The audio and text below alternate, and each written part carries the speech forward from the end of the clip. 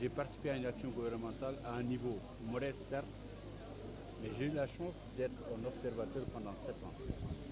Et ce livre est le fruit de mon observation.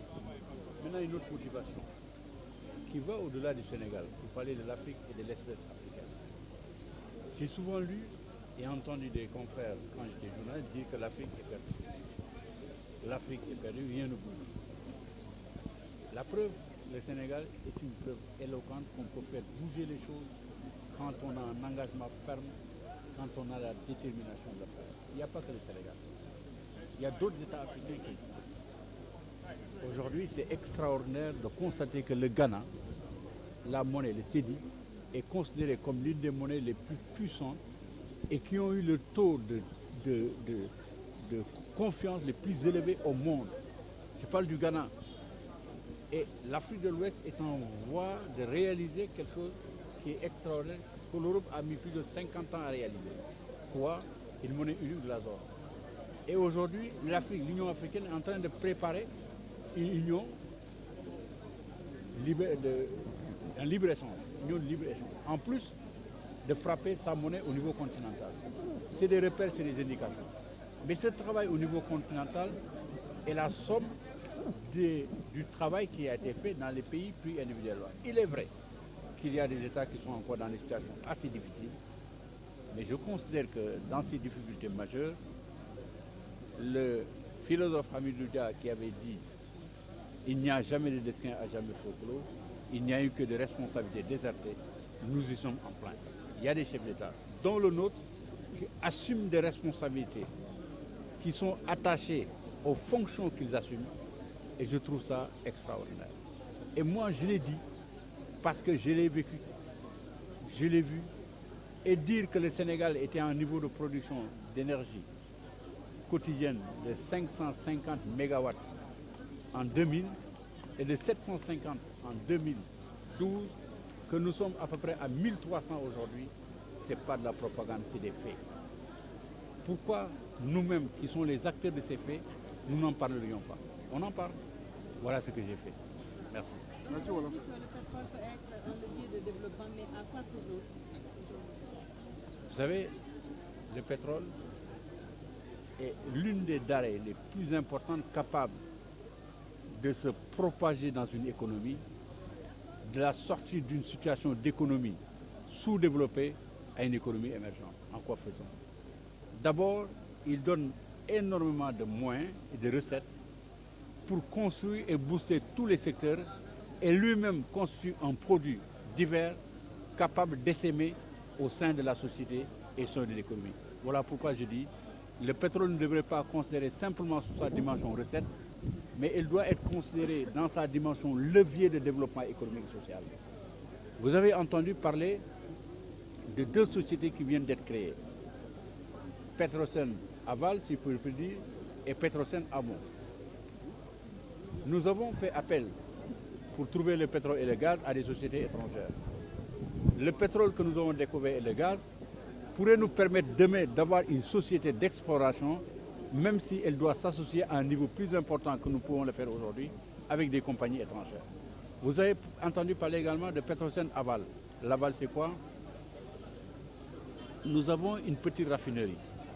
Il faut que nous passions à une autre étape qui nous permettrait d'avoir une raffinerie puissante, de pouvoir exploiter tous les produits dérivés du pétrole. Et nous avons un très bon pétrole qui est un pétrole léger. Il peut avoir plusieurs formes. Il faut que ça nous permette également de développer une industrie de pétrochimie. La pétrochimie, c'est tout ce qui concerne par exemple les engrais, les pesticides et autres. On peut envisager aujourd'hui que le Sénégal en a. Voilà ce qu'on entend dans l'aval du pétrole. Et ensuite, le pétrole pourrait faire de nature qu'on puisse développer des champions chez nous, qui vont par exemple spécialiser dans la pose de tuyauterie de pipeline. C'est possible. On peut développer également des sociétés qui vont avoir de l'expertise dans le domaine global du pétrole et arriver un jour à être notre propre exploitant et exploitant de notre sous-sol marin et du sous-sol terrestre. Voilà ce qu'on veut dire, levier. Le pétrole pourrait nous servir d'être un très grand producteur d'énergie électrique au point d'en vendre ailleurs, en Europe. Voilà.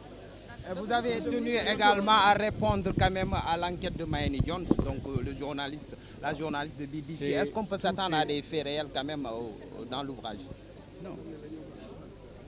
Mayeni Jones a fait une enquête, soi-disant une enquête. Je pense modestement avoir une connaissance de ce qu'est l'enquête journalistique. Une enquête, c'est des éléments de preuve, mais ce n'est pas des déductions. Mayeni Jones nous dit il y a eu corruption parce que la part de Petro-Tim dans l'association qui le lie au Sénégal a été vendue à 10 milliards de dollars. Je dis bien 10 milliards de dollars à BP. C'est absurde et totalement faux. Parce que le business plan à partir duquel BP s'est engagé, qui est disponible dans les bourses, et qui a convaincu les actionnaires de BP à s'engager, BP ne fera pas plus de 11 milliards de dollars dans ce projet-là. Comment il va prendre 10 milliards, il achète 30%.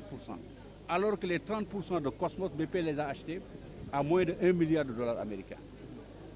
J'ajoute qu'elle n'a jamais présenté à l'antenne, vous ne l'avez jamais vu, le document dans lequel il est écrit que ces actions étaient payées à 10 milliards de dollars. Pourquoi vous devez le connaître? On doit lui faire confiance sur la base des paroles qu'elle dit. Si elle avait la preuve de ça, elle aurait monté à l'antenne. La preuve, elle a le contrat qui lie Aliou Sall à Petro-Tim. Elle a donné un document de transfert de fonds parce qu'elle en dispose. L'autre document dont elle parle, qui n'existe que dans sa tête, est faux. Parce que pourquoi? Toutes les bourses du monde savent que 30% achetés dans l'association, au stade où ils l'ont vendu, ne peut pas valoir 10 milliards. Et s'ils l'ont acheté à 10 milliards, le PDG de BP, rapidement on entendra qu'il va en prison certainement quelque part. Certainement. Soit il peut être arrêté aux États-Unis. Voilà des faits concrets. BP, ce qu'il fait au Sénégal, il le dit, il le montre à la bourse parce que c'est une entreprise cotée en bourse. D'ailleurs, BP elle-même, elle a écrit immédiatement à la bourse de Londres et la bourse de New York, où elle est cotée, pour dire que ce que Mayeni Jones dit est faux. Cosmos également l'a démenti. Pourquoi on va croire Mayeni Jones? Mais voilà les faits, et ça je crois que ce que je dis, c'est des faits que je raconte, tout le monde peut le vérifier. D'ailleurs. Donc devrait être la position du Sénégal face à ces allégations. Est-ce qu'on peut s'attendre donc à une histoire révisante ou bien il y a des moments sombres de l'histoire que vous avez mentionné dans le livre? Non mais je ne comprends pas ce que vous êtes en train de dire. Moi je vous dis, je vous explique le processus par lequel on en est arrivé à dire ça. Je vois également ce qui est fait, et ça c'est fait au vu au su de tout le monde. J'ai dit d'ailleurs dans le livre, à un moment donné, j'ai lu dans toute la presse, les gens ont effectivement dit que si le Sénégal a donné à BP, à Total, le bloc qu'on lui a donné, c'est parce qu'on est quasi certain qu'il y aura du pétrole. On l'a dit, vous l'avez écrit. Je m'abstiendrai de dire la personne qui l'a dit. Vous le verrez dans le bouquin. Mais le premier puits qui est foré par Total, il est vide, il n'y a rien.